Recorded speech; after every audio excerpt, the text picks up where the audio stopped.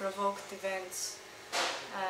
So a person dances and there's sometimes moments or images that, it's not really images because it's always moving, but there's rather moments that are captured and you see of this person, for example, open his arms and jumped on the same time on that point that the music was very loud or whatever, like a moment that really comes out forward.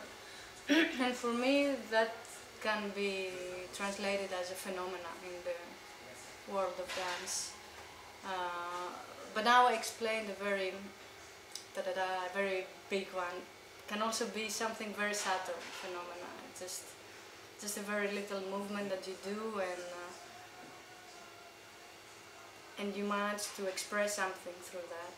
And this little movement, no matter how subtle it is, if there is the slightest expression in it, then it is also a phenomenon. What I did in hardcore research of dance is to research on my own movement and generate from this research personal material. And by personal I mean things that are not based on a specific technique, but based on the way I move, which is also based on techniques, but it doesn't copy techniques. It's just an amalgam of everything I've gotten all these years. Then I was interested in applying this research to other people because it was really in my head, all this thing, and I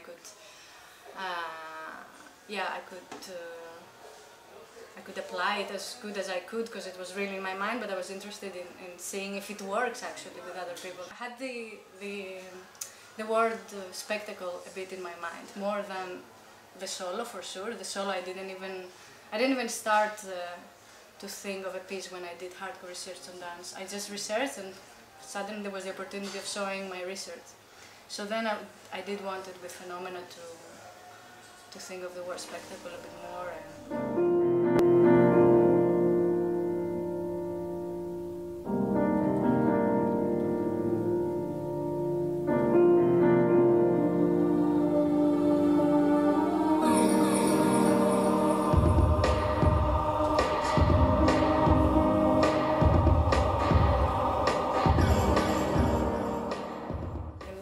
Pretty much determined by my mentor, Vardarou. We were working together on something else and he brought this CD, which was a CD about the 70 years of Philip Glass, and they gathered various artists that made remakes on several pieces of his, and I used 2 pieces of this piece actually. The lighting design was also determined by the person who did the lighting design, who was Salva Sanchez. He's also a choreographer himself and we work together a lot, and he's my partner also, so we communicate a lot, and so I trusted him a lot. So it's pretty much all his work, apart from me, of course, liking it and saying, yeah, keep on doing this. So yeah, the first idea was that he wanted to have, I said that I want to have white floor because we were working at that point at the studio with white floor, and also it was during the last winter that when it was snowing all the time and everything was white. So I said, oh, I want white floor, and then he's like, do you want maybe to put also white background? I'm like, yeah, why not, let's make a white atmosphere. I like it, I like that it's very pure and it matches a lot with the idea of putting movement right there and not getting distracted from other things, but rather showing it up. Like, it's very bright. I like the idea of brightness of white together with the movement. But then he added colors, which I didn't expect, but it was really, it matched a lot also with my aesthetics in general, and the costumes, which I wanted them colorful and a bit kids, tiny bit, not a lot, just enough to please the eyes. So yeah, the lights are made by Selma and they're very appealing to the eye, and I like that.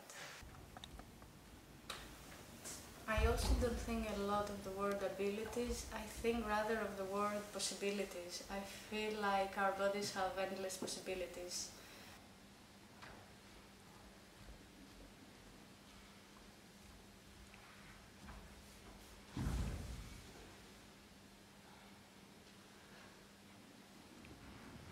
Yes, all movements movements are personal. Whatever you do, the way you hold the paper now, it's your way of doing it.